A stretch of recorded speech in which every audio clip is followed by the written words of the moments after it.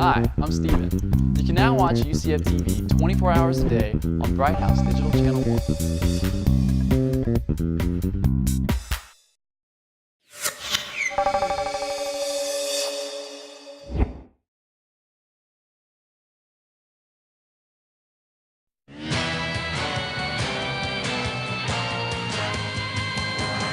Coming up next on UCF Sports Night, they've been playing together since the 6th grade, and now they're leading their college team. We'll introduce you to Emma Cannon and Marche White. And we've got a look at the men's tennis team as they get ready for the spring. All that, plus our Sports Night highlight, right now on UCF Sports Night. UCF Sports Night is brought to you by UCF TV. Today's show is also presented in part by Budweiser, the perfect balance of flavor and refreshment. Open up a world of taste. By the energy-saving conservation programs of Tico People's Gas. And by Syntex Homes, proud to support UCF Athletics. Hello and welcome to UCF Sports Night. I'm Jeff Sharon. Thank you so much for joining us. We'll be diving headlong into basketball season in this edition of our show. And a little bit later, we'll show you a pair of teammates on the women's basketball team who've been together for a long time. But first, let's take a look at what Joy Williams' team did in their first regular season weekend at home against two in-state rivals. The Knights held their home opener on Friday night against the Rattlers of Florida A&M, but early on things looked like they weren't going so well. FAMU had the lead by 8 points at the half, but Marche White kept the Knights in it. Here's 3 of her 15 points on the night. UCF still in the ballgame. Second half, back come the Knights, down by as much as 10. Marquita Head refused to let her team go away. Here she hits for the three-point play, and then Emma Cannon gets into the act. Head and Cannon both with double-doubles on the night. A 15-2 run by UCF gives them a 3-point lead. UCF up 2 in the final seconds. FAMU's final chance is no good, and the Knights get the big 2-point win at home, 71-69. Less than 24 hours later, UCF had another test at UCF Arena against another in-state foe, FAU. First half, Emma Cannon continues her tear to start the season. Here she gets the layup to make it 22-12 early. But the Owls would keep pace with UCF, as this one would also come down to the final moments. Chelsea Wiley was huge for the Knights, chiming in with 18 points off the bench, and Marquita Head was also a force on the interior. Here's 2 of her 8 points on the night. But in the end, it was FAU who came up big late as the Owls took the victory behind some great shooting in the second half. The Knights head out to the U.S. Virgin Islands next for the Paradise Jam tournament.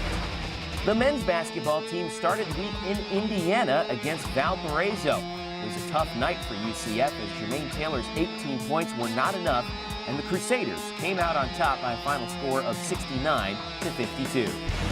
So after that, the road trip continued at New Mexico. The Lobos had not lost a non-conference home game since 2004, and they were up 6 with just 1:05 left. But the Knights staged a spectacular comeback. Jermaine Taylor kicked it off with a three-pointer, then he got a steal and a dunk, and then after the Lobos hit a free throw, Taylor finds an open Chris Baez, who drills a 3 with 4 seconds left.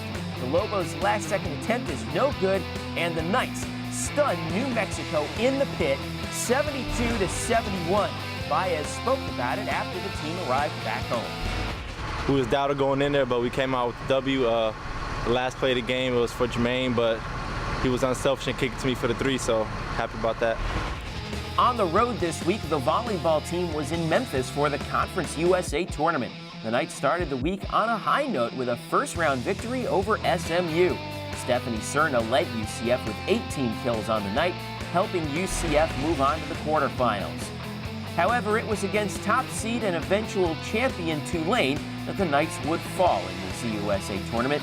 UCF finishes its first season under head coach Todd Dagenais. It was also the Knights' most successful season in 5 years. And the football team went up to the Liberty Bowl to meet the Tigers of Memphis and came out of there with its second straight victory.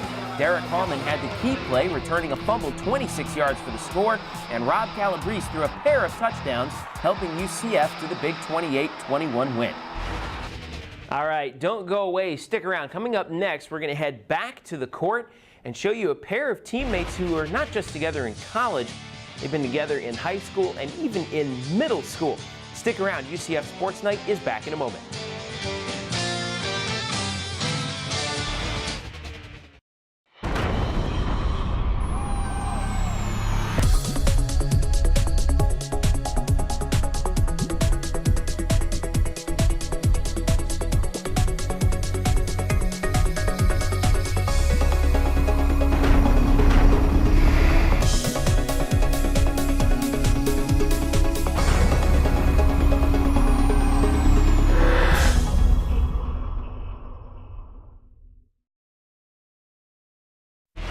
Welcome back to UCF Sports Night. The bond between teammates is a special one. Well, imagine the strength of a bond between two teammates who've been together from the 7th grade all the way through to college. Well, that's exactly how you would describe the bond between Emma Cannon and Marche White of the women's basketball team. They started out as teammates all the way back in the 7th grade up in Rochester, New York, and here they are playing college basketball for UCF. We got a closer look at the Knight's dynamic duo of Emma Cannon and Marche White in our Sports Night Spotlight. Me and Marche first met in 6th grade. I remember coming back from Christmas break and I was bugging my mom about these brand new uptowns that came out. As soon as I get down the hallway, here Emma is, big 6-foot girl who I don't know, and she has my shoes on. We had on the same sneakers, and she was upset because she thought she was the only one that was gonna have them, but I actually had them, so we actually started talking from there.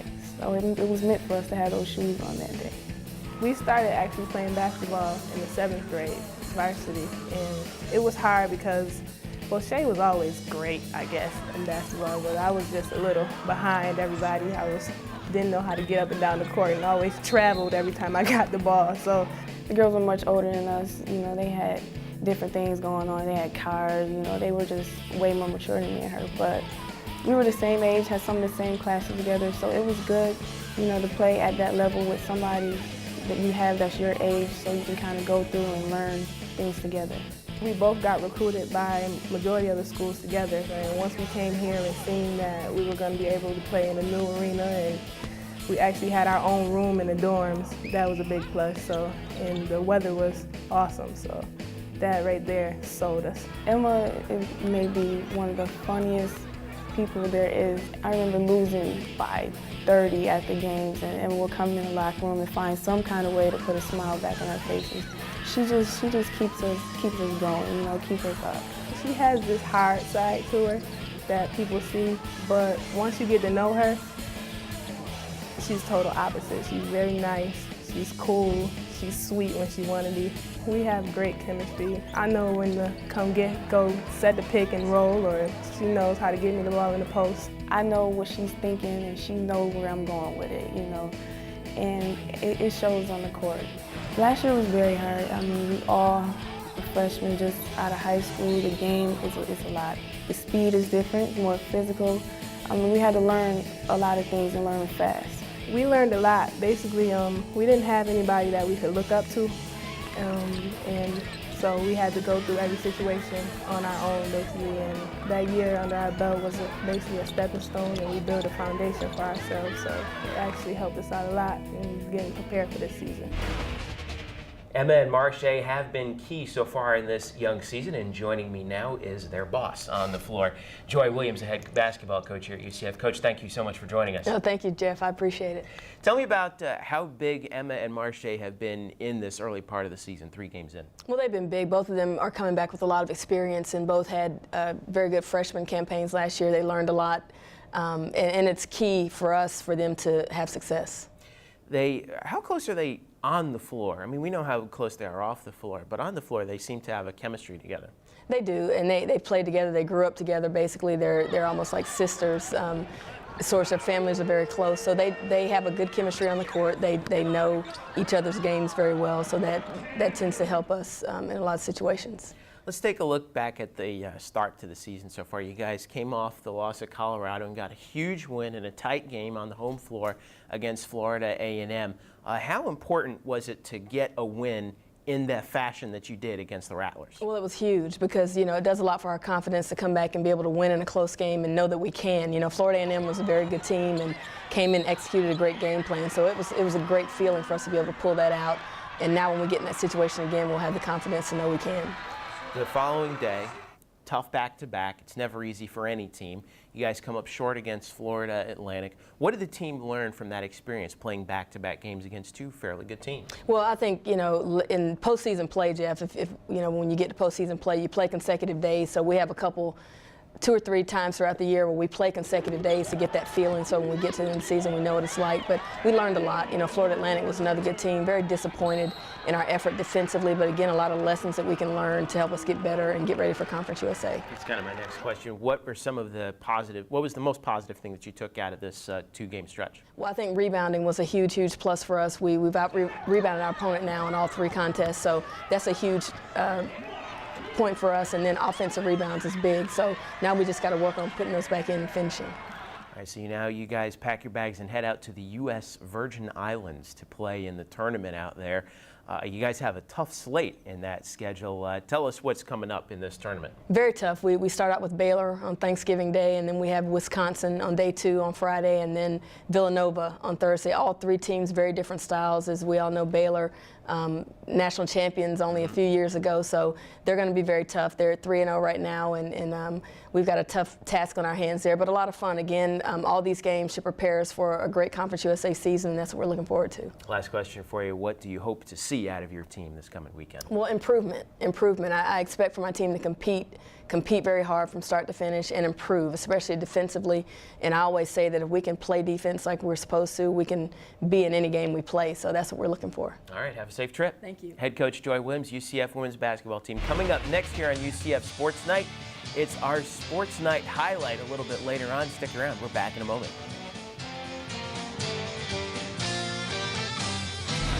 Women's basketball season tickets are on sale now, starting at just $39. For more information, fans can call the ticket office at 407-823-1000 or visit www.ucfathletics.com. UCF Sports Night is back in a moment.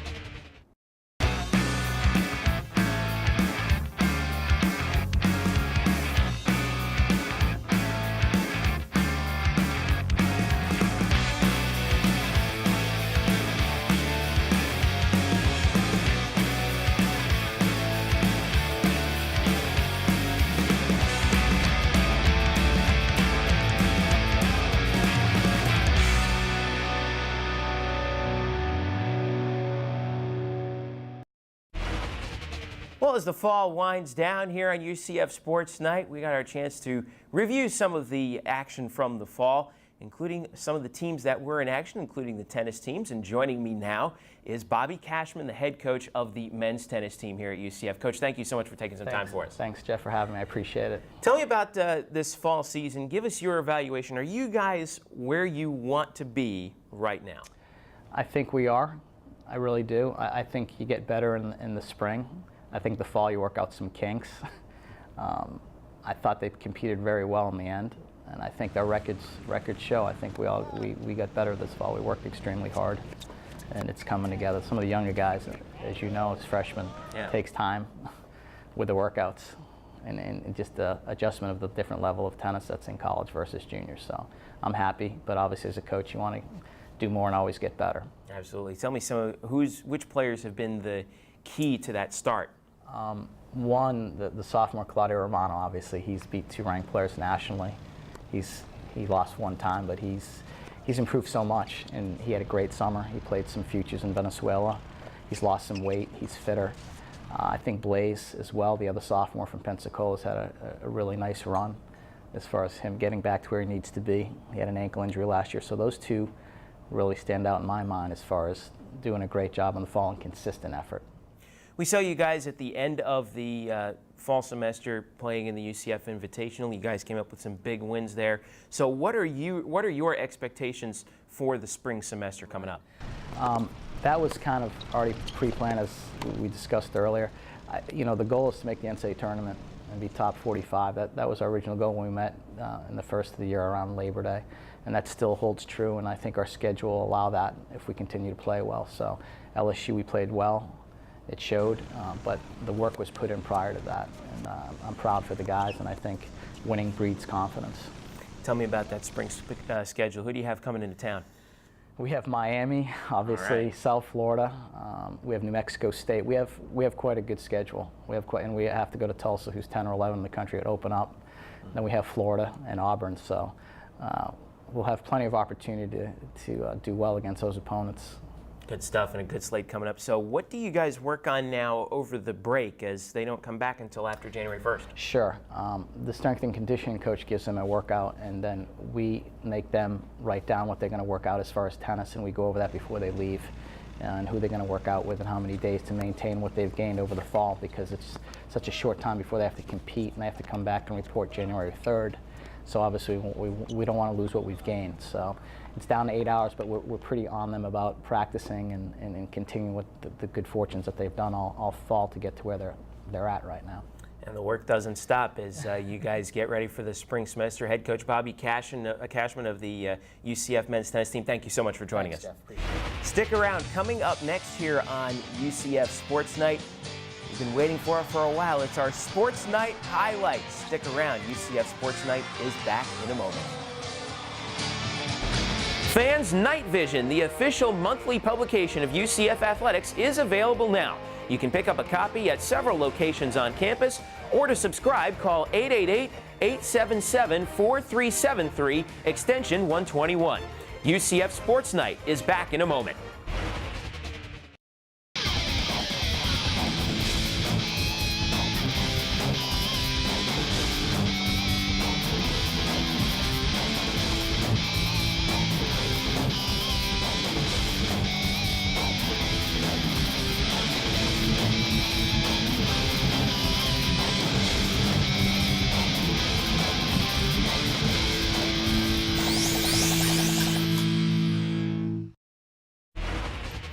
Welcome back to UCF Sports Night. Time now for the moment that you've all been waiting for, when we reveal to you our plays of the month set to tracks by local bands. Special thanks to our friends from 101.1 WJRR and Access Magazine. This month we're featuring the band Social Ghost with their song Something More. So sit back, relax, and crank up the volume. It's time for our Sports Night highlight. Sports Night Highlight.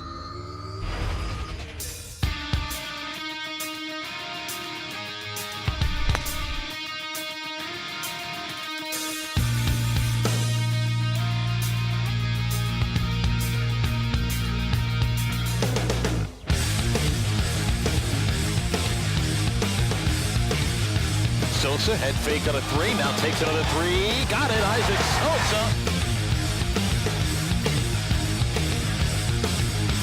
Step outside the world you live and back inside my mind.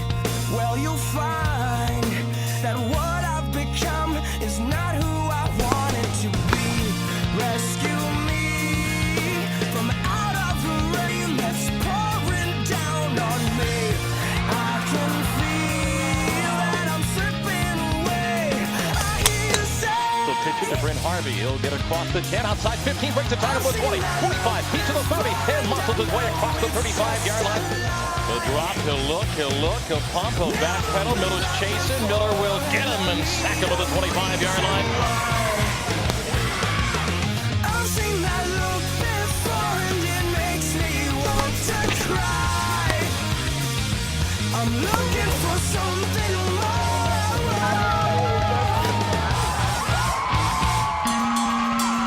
They'll throw it down, knocked away by P.J. Gaynor. Pass comes ahead to David Dykite. He throws it to Jermaine Taylor. Dumps it down. Back to throw. Here they come. The slant caught by Newton. He got break 45, 40, 35, 30 down the sideline. With a 20, 15, 10, 5. Touchdown. Jamar Newsom scores. I don't know where all the trouble came from. I can't hear the words you say. They'll run the ball, and Bryn Harvey breaks free. 45 to the 40. Foot race to the 30, to the 20, to the house goes Bryn Harvey. Touchdown on UCF. Before and I know it's just a lie. I've never been loved before, and I need a reason why. I've seen Jermaine Taylor had fake. Jermaine goes around a couple of defenders, and the layup is good. Floats it up to Jermaine Taylor. Left-handed way above for the dunk. Wow! David Dykite will drive in. Oh, what a dunk! Whoa!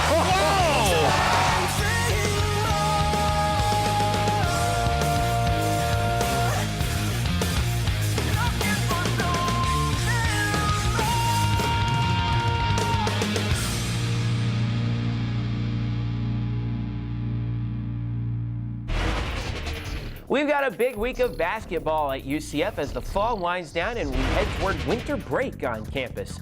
The week starts with the men's basketball team on the road. They've got a tough non-conference test in Oxford, Mississippi against the Rebels of Ole Miss. Tip-off is at 8 p.m. on Wednesday, and you can hear the game on AM 740 WQTF. The Knights then head out of country to beautiful Cancun for the Cancun Challenge. They've got a pair of games in the tournament against South Dakota State on Saturday and against Morehead State on Sunday. Both of those games are also on AM 740 WQTM and UCFathletics.com, and you can see the Morehead State game on CBS College Sports. Women's basketball also heads out on the road over the Thanksgiving holiday as they're traveling to St. Thomas in the Virgin Islands for the Paradise Jam. UCF has a very tough slate out there. They face Baylor on Thursday at 3:30 p.m. on Thanksgiving Day, followed by Wisconsin on Friday and Villanova on Saturday. Both of those games are at 1 p.m., and you can listen to all three games on UCFathletics.com. Saturday, the football team draws the 2008 season to a close with Senior Day as the Knights face UAB at Bright House Network Stadium. Kickoff is at 1 p.m., and you can listen to the game on AM 740 WQTM, or if you can't make it to campus, you can watch online at UCFathletics.com. Sunday at noon, tune into West 2 for the final edition of UCF Sports Today with George O'Leary as Coach and Pat Clark talk about the season finale. You can also catch re-airs of the show Tuesday at 4:30 p.m. on Sun Sports and throughout the week on UCF TV. And as always, for all the latest news and scores from all UCF sports, check us out on the web at UCFathletics.com, your home for UCF varsity sports 24/7. And remember, if you want to catch this episode again or any of our previous episodes of UCF Sports Night, you can anytime you want, 24/7. All you have to do is log on to www.ucf.tv and click on UCF Sports Night. That is all for us for this week here on UCF Sports Night. For all of us here at UCF Athletics and UCF TV, I'm Jeff Sharon saying thank you so much for watching. Have a happy Thanksgiving and go Knights! Hey, this is LT from 101.1 WJRR. You're listening to the best sounds of area music. UCF Athletics, Access Magazine, and WJRR are proud to support local artists. You can find more great artists by going online at www.wjrr.com and also accessmag.com. And by listening to Native Noise each and every Sunday at 11 o'clock. UCF Sports Night has been brought to you by UCF TV. Today's show is also presented in part by Bright House Networks. See how bright life can be. By Holler Classic, the official automotive group of the UCF Knights. And by Coca-Cola. Welcome to the Coke side of life.